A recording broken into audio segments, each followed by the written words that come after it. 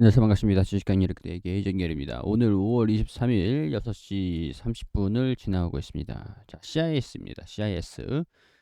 자, CIS가 이제 서서히 좀 반등하는 모습들을 보여주기 시작을 한 것 같아요. 일단은 갭을 하락을 시켰다가 외국인의 매수세가 강하게 들어온 다음 날부터 회복하는 모습들을 보여주고 있습니다. 기간도 최근 2거래 연속으로 매수하는 모습들 보여주고 있습니다.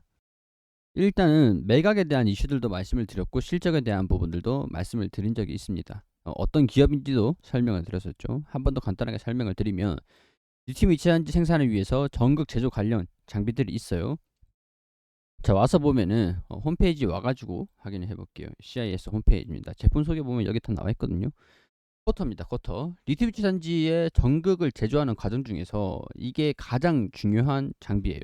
이게 기본 장비인데 코팅을 하는 것들이거든요. 전극을 집 전체 역할을 하는 기재랑 도전체, 뭐 바인더, 용제 이런 슬러리에 코팅을 일정한 두께로 이제 코팅을 시키는 과정입니다.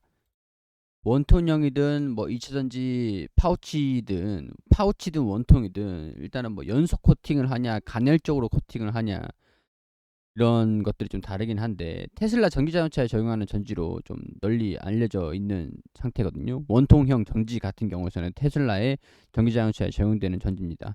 이게 좀 가장 중요한 그런 장비다. 이렇게 보시면 됩니다. 자, 여기 나와 있죠. 이런 식으로 일정한 두께로 이렇게 바르는 거예요. 일정한 두께로. 자, 그리고 롤프레스를 보면은 자, 이게 이 기술력이 가장 좀 중요한 기술력이 아까는 좀 전극 제조하는 공정 과정에서 좀 중요한 장비였다라고 하면은 이게 가장 높은 기술력이 필요한 장비예요. 롤 프레싱은 코팅이 완료된 전극을 가지고 일정한 두께로 밀도를 높이면서 이렇게 롤러에 압력을 가해 가지고 이런 식으로 이제 얇게 피는 그런 공정이거든요. 이렇게 가압을 시켜가지고 회전하는 롤러에 앞면하는 그 좀 널널하게 이렇게 얇게 일정한 두께로 피는 그런 과정이라고 보시면 될 것 같아요.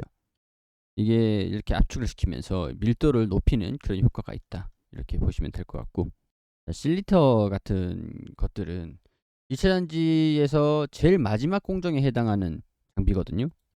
그냥 절단하는 기계입니다. 절단하는데 이제 파우치라든가 원통형이라든가 그런 과정에서 제조사에서 원하는 두께, 원하는 폭, 원하는 길이 그런 것들이 있잖아요. 그런 것들을 맞춰가지고 고객이 요구하는 폭으로 가지고 절단하고 전극 표면에 발생한 불량을 검출하고 되감고 이렇게 하는 과정입니다. 과정이에요. 여기서 잘라가지고 이렇게 똘똘 이렇게 말아가지고 진행을 하는 거예요. 여기서 이런 식으로 뭐 공정 같은 것도 이렇게 퀄리티 검사도 하고 동글동글하게 말기도 하고 이런 식으로 진행이 되는 겁니다. 여기서 이렇게 자, 뭐 이런 식으로 보면 제조 공정이 있죠. 믹싱하고 코팅하고 프레싱하고 펀칭 그리고 실리팅하고 그리고 말린 다음에 드라잉 한 다음에 이런 식으로 파우치 접어서 원통형이 아니라 파우치가 되고 말려서 이런 식으로 원통형 배터리가 셀이 되는 겁니다. 패키징 시키면 이게 파우치가 되고 이게 이제 팩에 들어가면은 이런 식으로 팩에 들어가고 이런 식으로 돼가지고 또 팩에 들어가고 이런 식으로 되면 전기차에 탑재되고 그런 과정이라고 보시면 될 것 같아요. 어 이게 원통형, 이게 이제 파우치 파우치하고 이제 여기 셀에 들어가 있는 셀 이런 식으로 보시면 될 것 같습니다. 이게 2차전지 제조 과정이에요. 제조 과정. 이렇게 제조할 수 있는 장비들이 다 필요하잖아요. 뭐 코팅하고 프레싱하고 펀칭, 실리팅하고 드라잉하고 말리고 뭐 이렇게 좀 접고 이렇게 하는 공정 장비들이 필요한데 당연히 이제 국내 같은 경우에는 삼성 SDI, LG 에너지솔루션 이렇게 납품이 되는 그런 상황들입니다. 고객사가 LG 에너지솔루션이다라고 설명을 드렸었는데 LG 에너지솔루션이 CIS 이 기업을 좀 인수를 하기 위해서 이전에 좀 시도를 했던 그런 과정 그런 적이 있었는데 이번에 또 매도한다라는 얘기가 또 나와주면서 이번에 LG 에너지솔루션도 입찰에 좀 협상에 좀 참여를 할지 이런 부분들이 기대감들을 좀 가지고 있는 상황들이라고 할 수가 있죠. 자, 외국인들하고 기관이나 순매수를 보여주고 있는데 시장이 조금씩 회복하는 모습들, 뭐 거의 시장이랑 동기화되는 모습들 유사하게 보여주고 있는 상황들이긴 합니다만, 일단 이 기업이 실적이 좀 잘 나왔습니다. 1분기 실적이 잘 나왔어요. 비교적. 자, 4분기가 단기순이익이 적자가 좀 나고 있었던 상황들인데 이거를 흑자로 돌이켰습니다. 이제 흑자 폭이 확대될지. 근데 그만큼 2차 전지에 대한 그런 셀 업체들이 증설이 확대가 되고 있어요. 셀 업체들의 증설이 확대가 되고 있는 그런 과정 중에 있기 때문에, 뭐 CIS 같은 경우에서는 증설이 확대가 된다라고 하면 대형 셀 업체들이, 2차 전지 업체들이 주문을 할 거 아닙니까? 장비들. 공장만 있다고 해서 되는 게 아니라 공장 안에서 공정을 할 수 있는 장비들이 있어야 되잖아요. 그렇기 때문에 장비의 발주가 잘 들어와주고 있다. 근데 또 괄목할 만한 게 매출액이 4분기 대비해서 매출액은 줄어들었습니다. 근데 영업이 단기순이익, 뭐 영업이익은 매출액이 준 만큼 뭐 줄어들었다고 볼 수 있는데 단기순이익이 회복이 됐어요. 이런 부분에서도 좀 이제 좀 영업이익 측면이 좀 살아날 수 있는 가능성들의 무게를 좀 들 수 있는 상황들이고, 일단 올해 영업이익이 단기순이익이 흑자가 난다라고 하면 기업의 가치가 좀 더 높아질 수 있는 상황들이죠. 단기순이익이 적자가 나고 있었을 때 지분, 이 기업의 지분 26% 가량을 가지고 26%를 3천억 원 수준으로 보고 있습니다. 이렇게 해가지고 뭐 3.8배 가량을 하면은 100%, 98% 정도 지분이 되잖아요. 98% 지분에 3천억 원, 그리고 똑같이 3.8배 정도 하면은 이 기업의 시가총액이 나옵니다. 시가총액. 이걸 간단하게 계산을 해보면요. 간단하게 계산을 해보면 26% 곱하기 3.8 이렇게 하면 98.8배가 나오죠. 그러니까 3.8배를 지금 3천억 원, 26%를 가지고 3천억에 매각을 한다라는 그런 얘기들이 나오고 있는데, 3천억 원에다가 3.8을 그냥 곱해버리는 겁니다.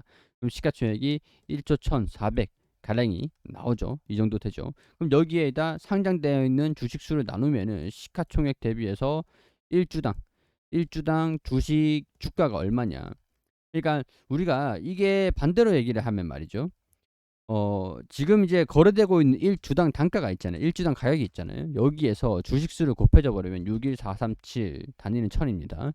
이렇게 계산을 해버리면은 지금 8,693억 원, 여기 시가총액 8,693억 원, 여기 뭐 작아서 보이실지 모르겠는데 8,693억 원 수준에서 시가총액을 형성을 하고 있어요.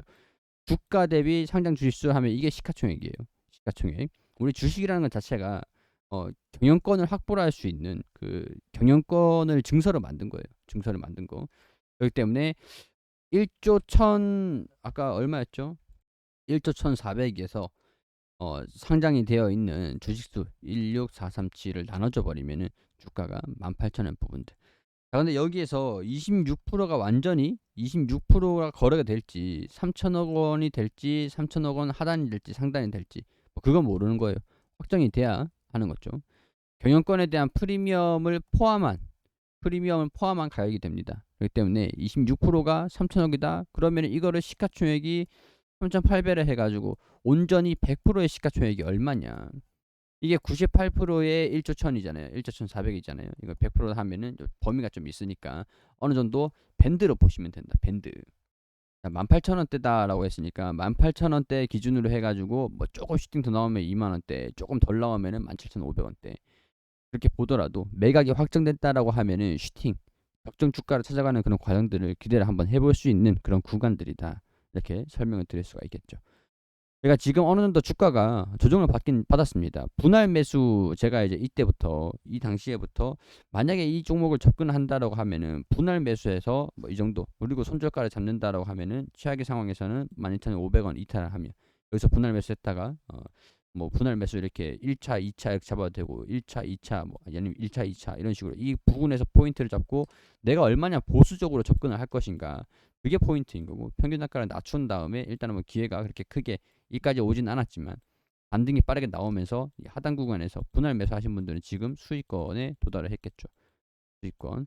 자, 그럼 이제 14,500원들을 돌파를 하는지 지켜보고 여기 부분에서 좀 되돌리는 모습들, 회복하는 모습들 보여주고 있기 때문에 14,500원 부분들을 돌파를 하는지 아니면 조정을 받고 반등이 나오는지 이런 것도 지켜보시면서 매각이 확정이 됐을 때 여기 15,000원 부근대, 15,000원 부근대랑 17,000원, 17,500원대 이렇게 분할 매도 아니면은 뭐 조정을 받고 반등이 나오는 걸 버틴다라고 하면 그렇게 가시면 되는 것 같고, 그 다음에 이 범위 안에서 매각 금액이 확정이 되면은 얼마가 주가가 얼마가 적정 가치냐, 적정 가치가 얼마냐 이런 것들이 좀 결정이 될 것으로 보이기 때문에 목표 주가가 딱 도달했다 그러면 충분히 먹을 만큼 먹은 다음에 빠져나오는 거예요.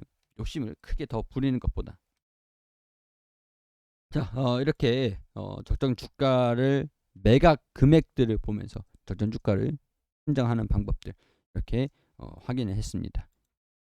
자, 마이크가 새로 와서 이제 촬영을 하고 있는데 일단 제가 듣기로는 왼쪽 오른쪽 감도가 조금 틀리긴 한데 일단은 무난하게 이전 마이크보다 훨씬 소리가 좀 잘 나오는 것 같아요. 크게 불편하지 않으신다면 조금 음질이 떨어지더라도 양해 좀 부탁드리고, 제가 무료방 운영을 하고 있는데 관심 있으신 분들은 카톡으로 연락 주시면 됩니다. 고정 댓글 확인해 주시고 구독과 좋아요 부탁드리면서 마무리할 수 있도록 할게요.